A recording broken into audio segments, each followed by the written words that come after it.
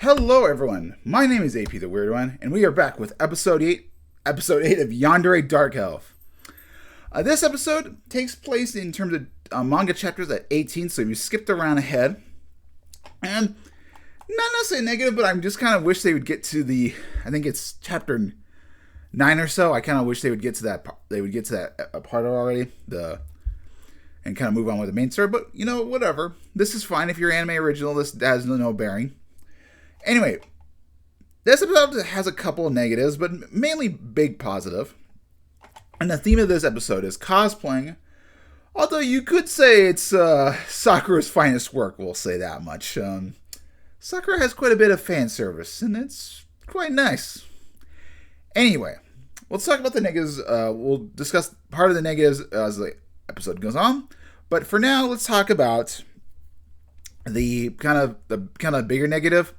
So, this episode, Sakura was probably the most annoying. Like, you could kind of tell the voice actor, you could see how her voice could drag on. Now, to the credit to Kyoko, Yama, she's not a very experienced voice actor. This is like her second work, and she's only been in supporting roles. So, over time, her voice acting could at least improve, or maybe it's not her main job, but I won't throw too much shade at her. Her voice was kind of a bit annoying at this episode, just because she has a lot of talking.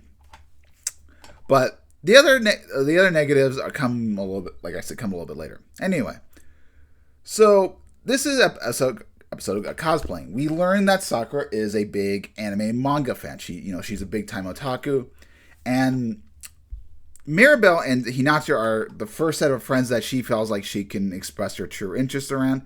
When Sakura met Mirabelle, she was all big into elves and everything, so she kind of let herself go, and they're very supportive of her. So naturally, they'll be wanting to do the cosplay.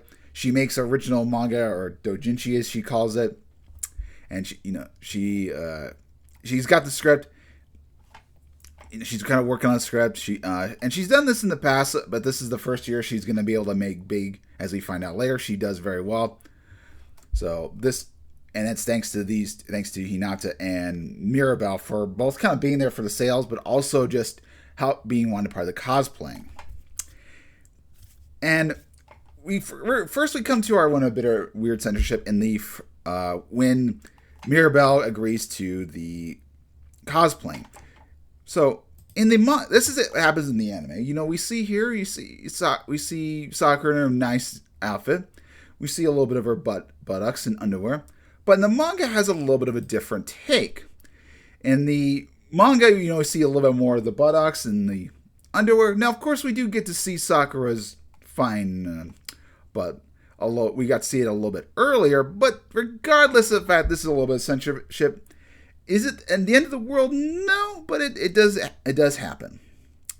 But from there, after they agree, they go back to her house and they do measurements.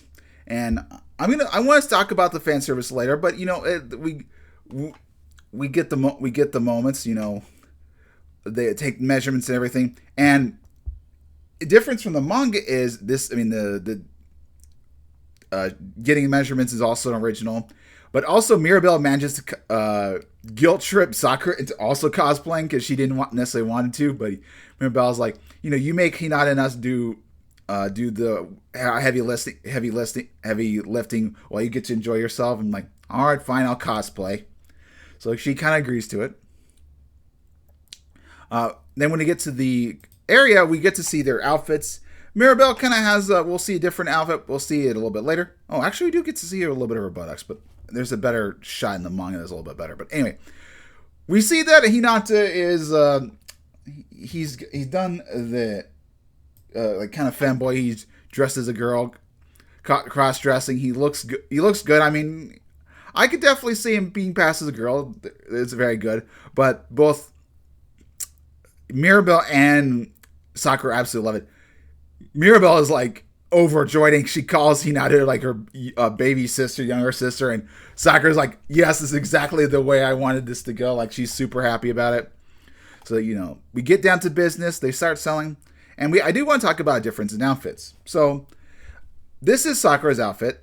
She does have a little bit of cloak. We saw a little bit in the beginning, but not too much. But this is her outfit for the selling of the manga. It's nice. It's fine. I mean, it's a very conservative, which is kind of how Sakura is. She doesn't like people. I mean, she's very conservative woman in how she dresses and everything. So it does make sense, and we go back to that. But in the manga, this is her outfit in the manga where she just kind of wears a little bit of a hat, and she has a sweater.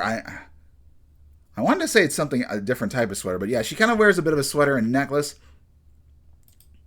It's actually kind of nice. I kind of like the more like non-cosplay version of her. She just kind of looks like a traditional artist and everything. I don't know. It kind of gives her. It just stands out to her, and it's like one of her better outfits. Personally, I just think it works for her. Like this is this is very girly, but given that she's kind of, I mean, not necessarily super tomboy, but I don't know. I just like the more artistic or artist look. I would say that's what I like. But moving on, the other negative fan service that we didn't get to see, and it comes, I mean, when they're reminiscing, is we do get to see Mirabelle's nice big butt. That's the only other thing that's been cut, but I mean, we see a whole bunch of fan service elsewhere, but so I kind of think I would have liked to see this more of the underwear business. Okay, whatever. That's not the big of the world, but it's fine. We get to see it a little bit earlier, but yeah, they reminisce. They're about to have a moment, but then Sakura gets overwhelmed, and she's like, "Please help me." Like, okay, the reminiscing just seems very quick, but in the anime, it does a very good job at speeding up. So before we get to the fan service, I do like how Sakura is very expression, like her seeing the joy of being cosplay, like her lust, like when she sees Mirabelle's outfit, like she's very happy, like the way she looks, she's all super gung-ho. I like that. I like the expressions, everything, they're on point, and you really believe that Sakura is, loves this business. She's fascinated, so I absolutely love it. Now it's the fan service. Like I said, this is Sakura's moment. So in the very beginning, she gets to go in the bath. We see her basically entire body. We don't get to see necessarily the crotch area, but we do get to see, the booba, the feet. Very nice. We do get to see another butt shot. So also, like, she realizes that she decides to go for a adventure style, like a fantasy world, but she doesn't know how to draw buff women or anything. But she decides, that Mirabelle would be the perfect lead character for it. And then finally, when we get to the measurements, Mirabelle just thinks, "Oh, take my measurements, just get naked." Hinata, of course, leaves the room, and we do get to see, her in, full nudity, and she, of course, Sakura takes her measurements and everything. But, when she decides to guilt trip, when Mirabelle guilt trips Sakura, she gets her naked and everything, and she gets very embarrassed. Like, she pulls she covers herself up. Like, the covering look is also very nice. The I guess modesty, whatever, that was also very nice. And then we see a little bit panel later that when she gets, after she gets violated by Mirabelle, like she's all on her force and everything. It's a very sexy moment. I know. I kind of wish we'd seen the gag, like just Mirabelle trying to measure and everything. That'd been funny, but hey, we got limited time, whatever.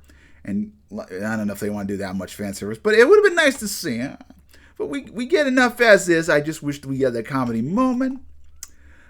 So yeah, and that's pretty much the end of the fan service. I mean, we see a little bit more of we do get to see Mirabelle a little bit naked in this part. We do see the tits later on when they do the reminiscing. But yeah, the fan service is very nice and everything. It very works a bit well. And based off the end of the episode, trailing off, we do get to see that Cecilia and Mirai there, and so that might transfer in episode 9. We could see them have a little bit more action. They could be participating in the episode a little bit more, but we'll see. It could switch something back to something else, but yeah. So overall, nice episode. A lot of nice fan service of good old Sakura.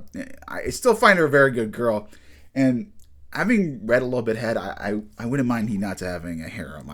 I'm very sold on the idea. Having a four-person harem. I think it would work excellent. But, and I will say that, despite, Mirabelle being very nice, the white the white chocolate or the vanilla icing, vanilla ice cream is a little bit better than the chocolate. Sorry, I mean, I don't know, they just look much very hotter, even though Mirabelle has the bigger boob and everything. Just personal take. Anyway, on the episode here, hopefully you guys enjoy. I'll see you guys next time for episode 9. You know, it's a nice short series. I do like it, and it does have some nice fan service. Anyway, see you guys next time.